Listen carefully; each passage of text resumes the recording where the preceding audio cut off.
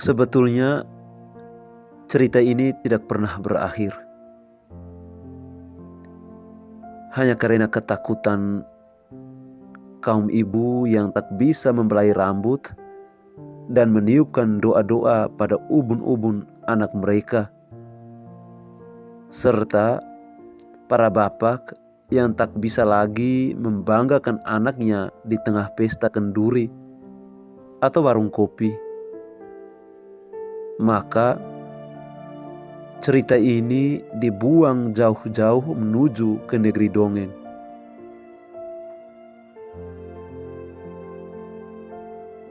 Sebuah dunia yang hanya menjadi obrolan ringan seusai menyantap hidangan makan malam. Sebuah dunia yang hanya akan dibisikkan kepada bocah-bocah kecil ketika belum bisa terlelap benar. Itu pun masih dipertegas bahwa ini hanyalah dongeng belaka.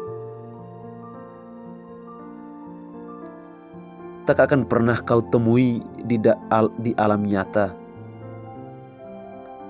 Seperti gajah bersayap, hantu hitam, vampir, dan ular naga. Dan sebenarnya mereka, para orang tua pun masih begitu takut. Sekalipun cerita ini sudah mereka buang ke negeri dongeng.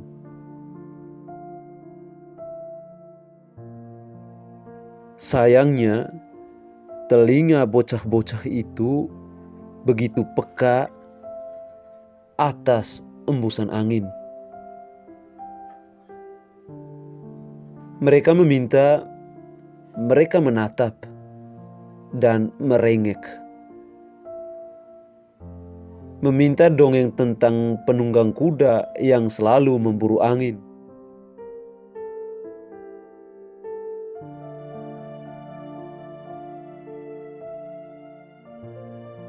Adalah seorang laki-laki yang menuju ke masa remaja.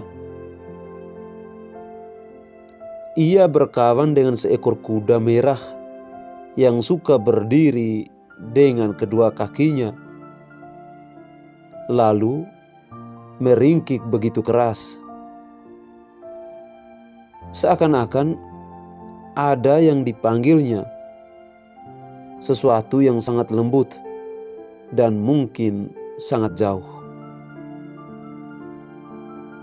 Ringkikan itu tak akan pernah berhenti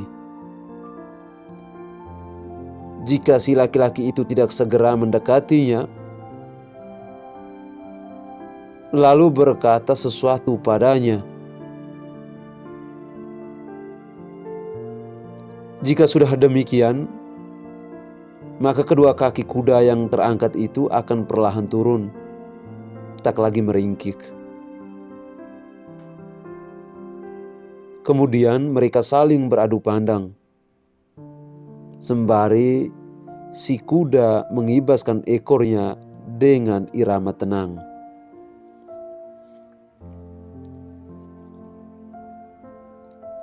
Mereka berdua seperti sepasang kekasih yang selalu bersama, tak mau dipisahkan.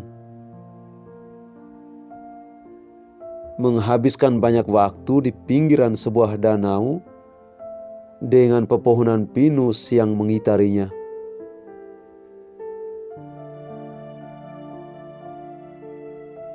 Laki-laki itu memiliki sepasang mata yang tak pernah sanggup ditatap oleh siapapun kecuali oleh kuda. Sejak kecil, ia dibiasakan oleh kakek yang mengasuhnya untuk menatap berlama-lama pada tengah danau yang biru. Tataplah terus jika engkau memang merasa lebih hebat dari matahari. Tak boleh berkedip, sebab satu kedipan adalah sebuah kekalahan yang akan menikahmu begitu cepat. Engkau harus memandangnya ketika danau itu memantulkan sinar matahari pagi, siang maupun senja. Di sana, di permukaan danau yang biru, adalah medan pertempuranmu dengan matahari. Benda yang sangat kau kagumi, namun engkau meyakini bahwa engkau lebih hebat dari matahari.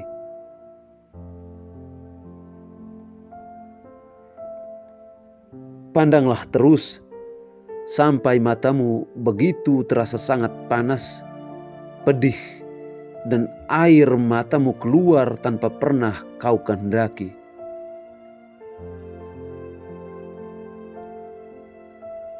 Terus kuatkan hatimu. Pandang terus dengan keyakinanmu yang membaja, sampai tubuhmu bergetar, sebab penderitaan yang didapat oleh matamu akan dibagi rata ke sekujur tubuhmu.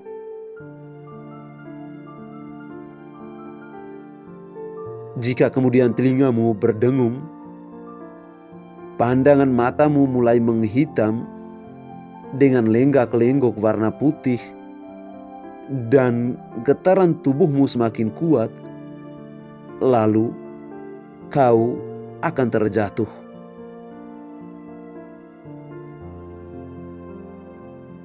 Tapi bukan berarti kamu kalah, cucuku.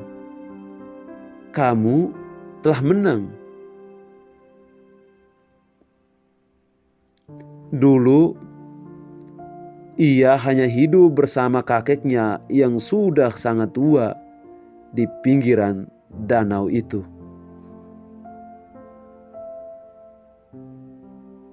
Aku tidak akan meninggalkan danau itu sendirian, cucuku. Ia sudah begitu kesepian. Demikian juga diriku. Di danau inilah dulu aku meninggalkan nenekmu serta kedua orang tuamu.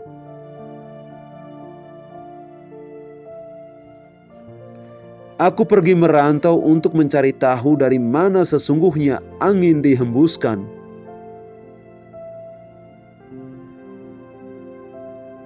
Ketika 1000 kali terbenamnya matahari, aku kembali.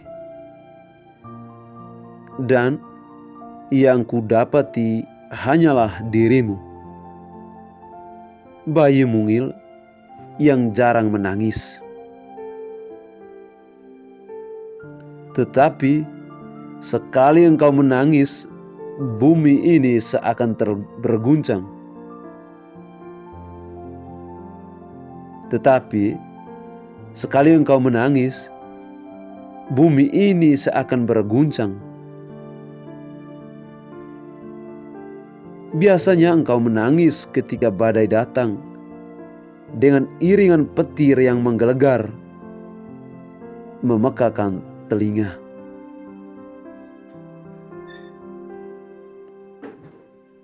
Lalu ketika engkau menangis, tiba-tiba alam kembali tenang, seakan-akan mereka sedang marah dan bertanya-tanya, dan engkau menjawabnya dengan tepat. Alam puas, lalu kembali tenang.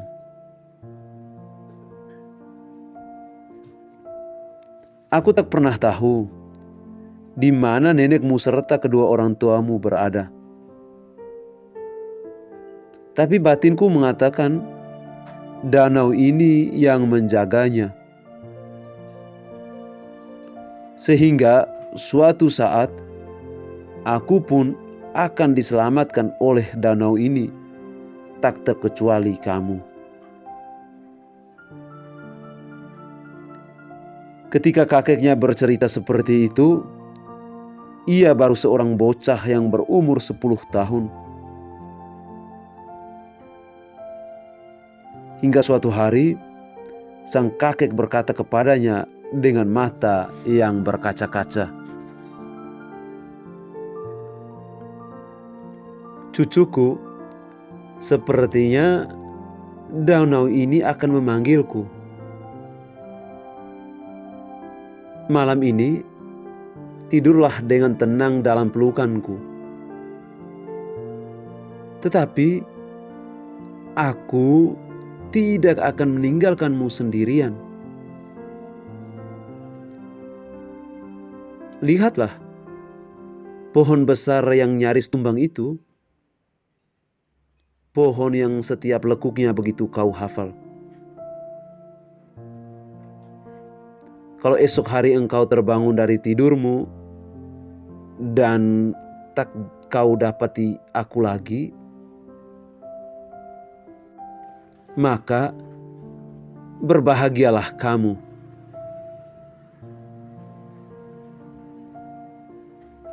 Sebab aku telah berkumpul bersama nenek dan kedua orang tuamu.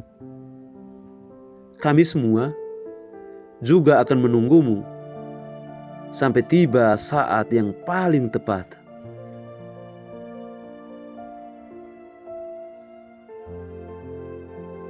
Waktumu masih begitu panjang.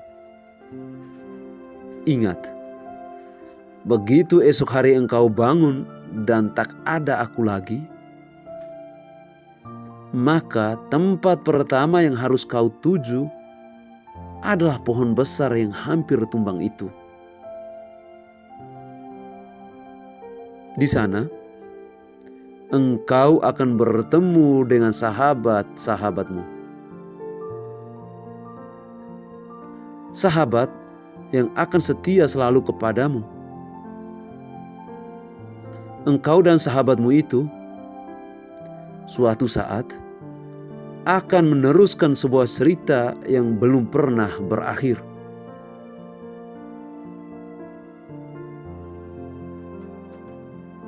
Ingatkah engkau tentang cerita kepergianku selama 1000 kali terbenamnya matahari? Telah kutemukan dari mana asalnya angin berembus. Namun sayang, setelah ia keluar dari tempat asalnya, menebar ke berbagai arah, tak ada yang mengendalikannya. Kalau engkau berminat, burulah angin itu. Ajaklah baik-baik untuk pulang sejenak ke asalnya.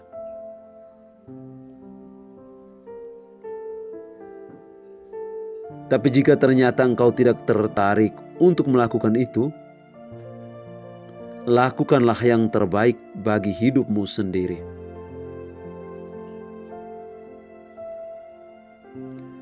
Namun, sejauh-jauh engkau nanti akan pergi,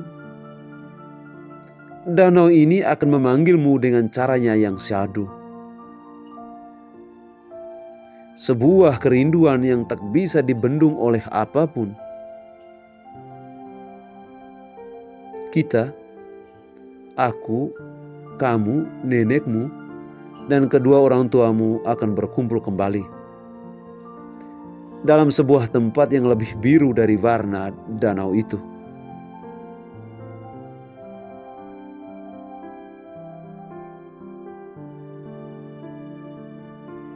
Esok harinya, ia tak mendapati kakeknya lagi.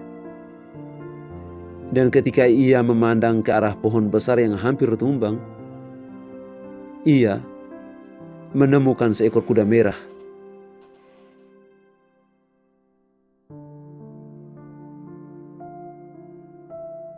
Begitu dilihatnya kuda itu, si kuda meringkik dengan mengangkat kedua kakinya. Ringkikannya begitu keras.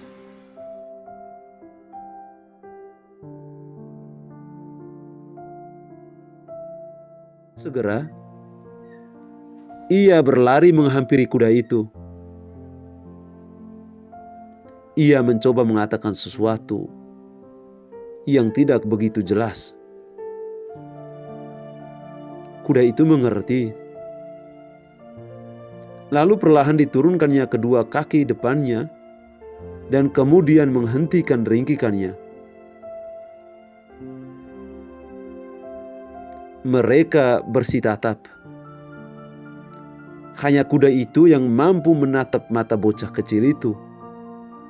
Tatapan mata yang menghadang ketajaman sinar matahari.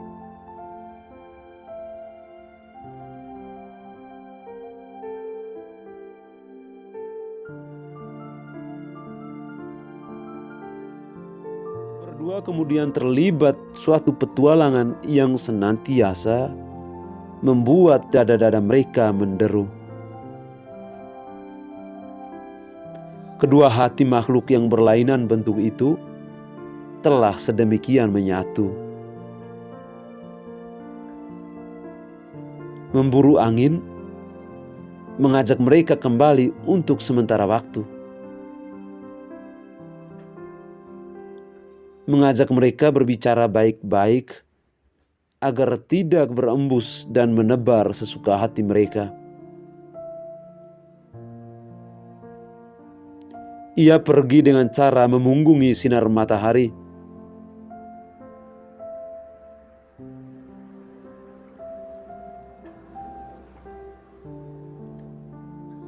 Bentuk perjalanannya seperti menguliti buah apel dari pinggir tanpa pernah terputus kulit luarnya. Dengan begitu nyaris tak tersisa tempat yang tak dijelajahinya.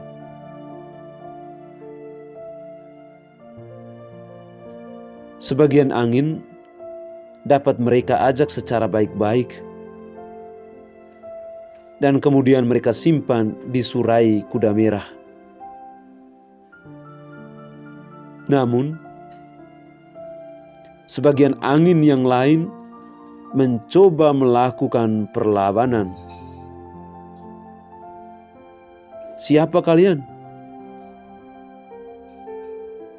Sedang sebagian makhluk di dunia ini sudah mulai meyakini bahwa kami, angin, adalah embusan nafas para dewa yang menyimpan ketentraman dan senantiasa membawa kemakmuran.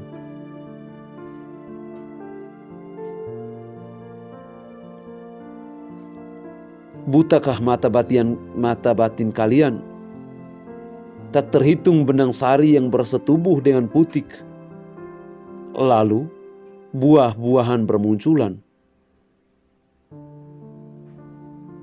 Dan kalian seenaknya hendak membawa kami tanpa tujuan yang jelas.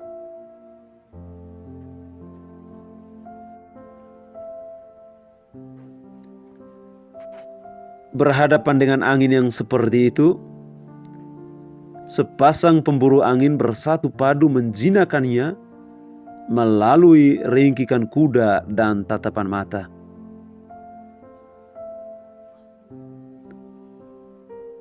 Tak ada angin yang tak bisa dijinakkan.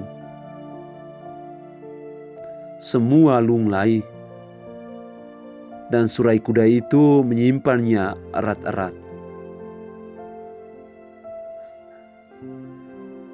Mereka kembali pada hari ke-999 tenggelamnya matahari.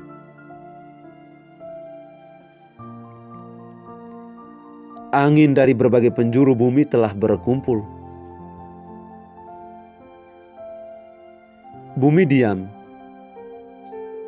Laki-laki itu telah berhasil mengumpulkan seluruh angin dengan berbagai warnanya. Lalu digelarlah peta.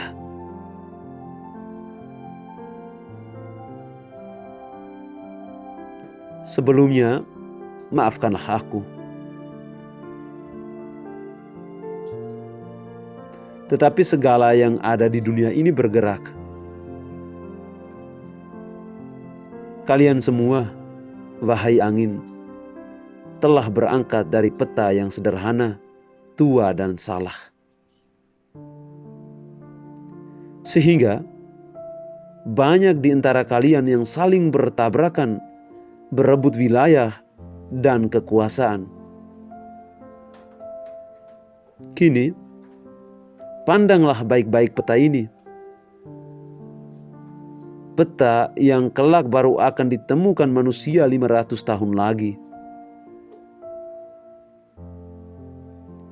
Kerja kalian yang berdasarkan dari peta bumi dengan bentuk kotak dan pipih ternyata sudah tidak lagi dikehendaki. Tidak ada tempurung kura-kura yang menyangga bumi. Sekarang, sebelum banyak manusia mengetahui bentuk bumi sesungguhnya, dan kalian semakin kacau di dalam menempatkan diri kalian, maka pelajarilah peta ini.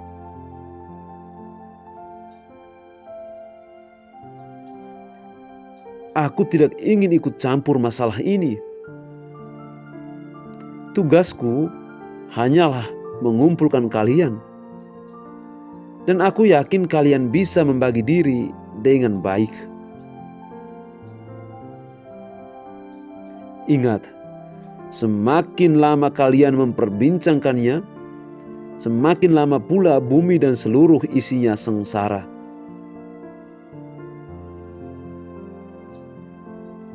Segeralah. Aku berharap esok pagi kalian sudah pergi lagi dari sini, menyebar dengan tempat, sifat, dan warna kalian masing-masing.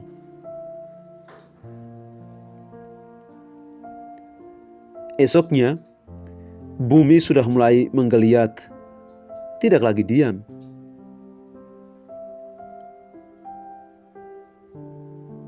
Cerita inilah yang dipaksa oleh banyak orang tua untuk diakhiri. Setelah mereka membuangnya ke negeri dongeng, rupanya itu tidak cukup. Anak-anak kecil justru lebih percaya pada dongeng daripada pelajaran yang mereka terima di sekolah. Ini sebuah kecelakaan fatal. Menurut mereka, terlalu berbahaya memenuhi ruang imajinasi anak kecil dengan penunggang kuda dan angin. Anak-anak kecil selalu tidak sabar menunggu sore hari. Sebagian dari mereka membuat kuda-kudaan dari pelepah pisang. Sebagian lagi yang lain sibuk membuat dan menerbangkan layang-layang. Sebagian kecil yang lain berada di bawah pohon mahoni, menunggu buah mahoni yang sudah tua yang sebentar lagi pecah.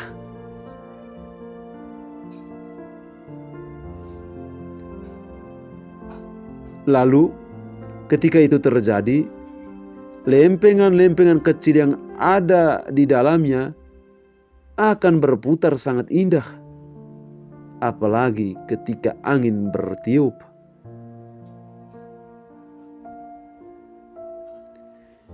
Celakanya, di antara banyak orang tua, ternyata ada yang berkhianat pada ketakutan-ketakutan mereka. Mulut mungil itu mengucapkan mantra-mantra pemanggil angin. Akrab dengan angin. Bahkan, banyak di antara mereka yang menutup mantra itu dengan mengaku sebagai keturunan penunggang kuda merah yang berhasil menjinakkan angin.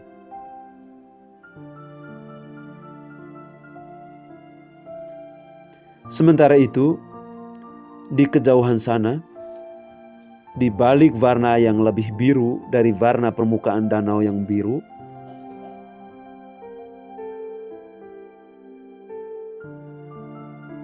laki mengelus mesra surai kuda merah. Mereka tak jemu-jemu untuk saling bersih tatap. berbagi senyum kemenangan. Sekarang sudah tiba saatnya anak-anak kecil kembali lupa akan waktu, bahwa sore hari pasti berangkat menjadi senja. Lupa mandi, lupa menonton televisi, lupa belajar ilmu pasti.